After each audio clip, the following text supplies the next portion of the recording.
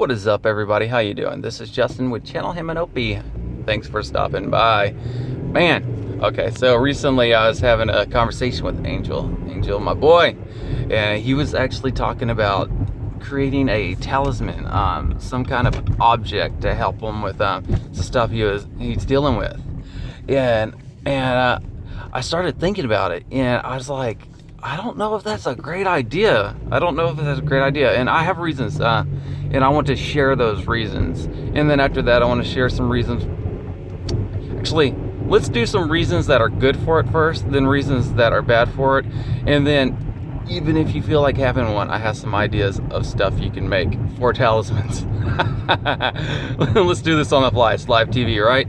Woo! Okay, reasons I think a talisman would be good is, man, if you're having like let's say if someone's having like a panic attack or an episode or anxiety really bad, they could turn to the talisman and focus on it, and basically be able to calm themselves with it. I think yeah, at least a focus, like a magical, a mystical focus talisman. That could be one good reasons to have one on hand. Yeah, something to realize, know whether it's real or fake, like Inception, something like that. Another reason is, you can make it as a physical manifestation of what your goal is. So like maybe, actually, I do have a size 36 pair of jeans in my closet, which I have never worn. Still has the tag on it, and it's displayed in the closet, and every once in a while I do look at it, and I do remind myself I will actually fit into that one of these days. So that could be like a talisman, and you could have it anything. That's just something that, to me, that I think that could represent as a talisman or an item of significance that can help you get to a goal. Another one is you could use something like something, it could become more religious, more ritualized. Maybe your talisman could be like a incense holder, and you like burn a thing of incense while you meditate, and that's your talisman right there, the holder, and you can actually do that, focus and clarify your thoughts, and actually get the white noise out of your head. That was weird. Get all that white noise out of your head, and then from there be able to progress forward even better. I see those are like three. Yeah, I think that's three ways that I think a talisman could be good. And of course, reasons talismans could be bad is you might develop a dependency on it. It might become like an addiction, like a drug addiction, where you need to have this thing. And if you don't, you start relapsing. You start going through withdrawals, and it may actually turn out to be counterintuitive. Where it might, by not having, leaving it on your desk, you might sabotage yourself for the day. And for that reason, you might trying to think. I have it in my head, but I don't have it in my tongue. Oh man, what if you lose it? Oh my goodness, could you imagine that if you lost your talisman, the object that was so important to you? How would you feel? How would you act? Would you relapse? Would you become dependent on it? And thirdly, what if you might start believing that the talisman has all the power? No, the talisman doesn't have the power. You have the power. It's just that is a manifestation. That is a focal point. It's a foci. It's it's an object that symbolizes the power within you.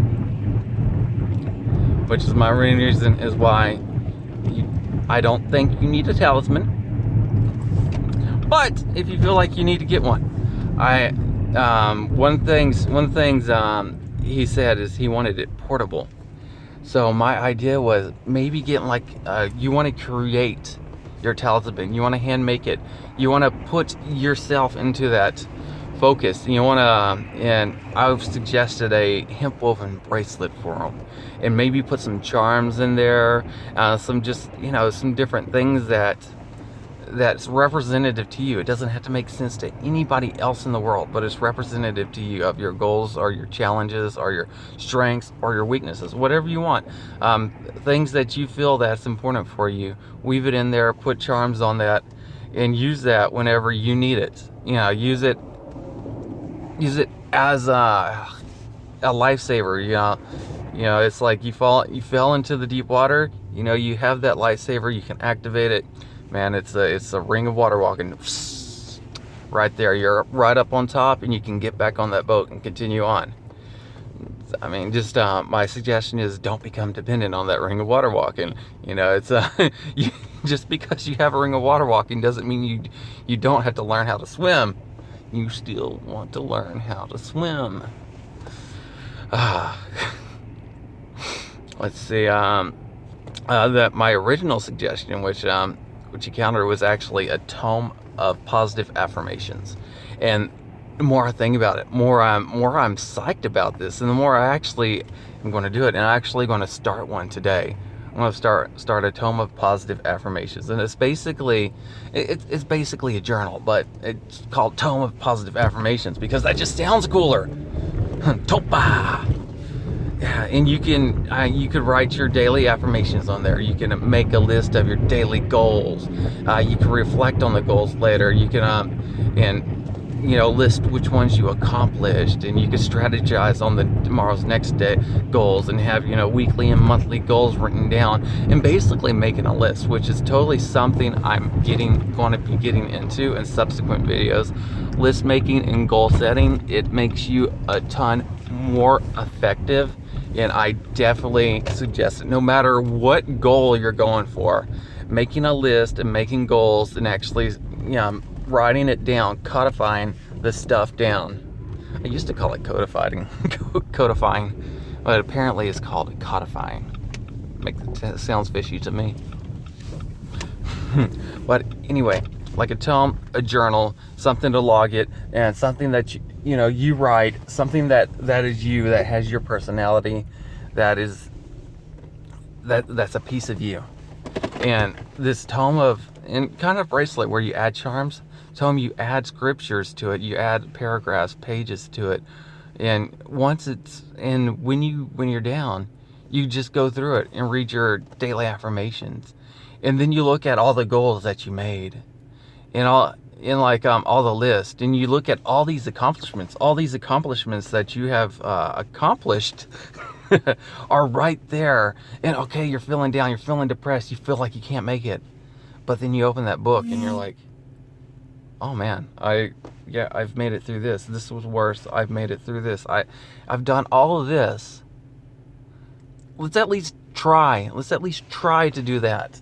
And by trying to do something, you do it, because the only time you fail is when you quit. Just so keep on going. If you can't hurdle that obstacle alone, ask for help.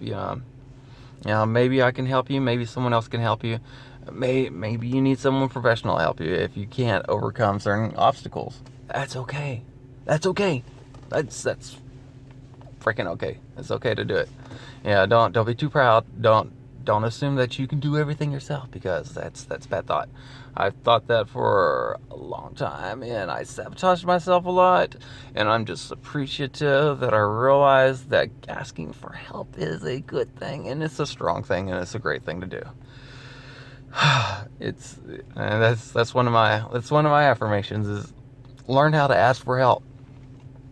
And it's been rough to me, but it gets easier.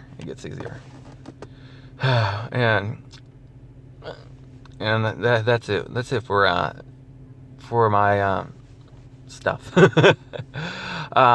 Hey, if this entertained you or informed you, please give it a like, thumbs up, and if you know anybody that could use this, please share it with them, because who knows, you might actually change somebody's life. And it's powerful stuff. I know it's I'm starting to see it happening with the people I'm helping. It's extremely powerful and extremely gratifying seeing other people level up in life. Of course, if you're interested, If you're interested, we have a community of people who are looking to face, overcome, and slay dragons. Please feel free to hit me up. I'll show you how to get in, and we'll take this on together. Anyway, I'm Justin, Channel Hamenopi, bard, just a bard from the College of Motivation, singing praises, helping you roll at advantage. Thank you. Goodbye.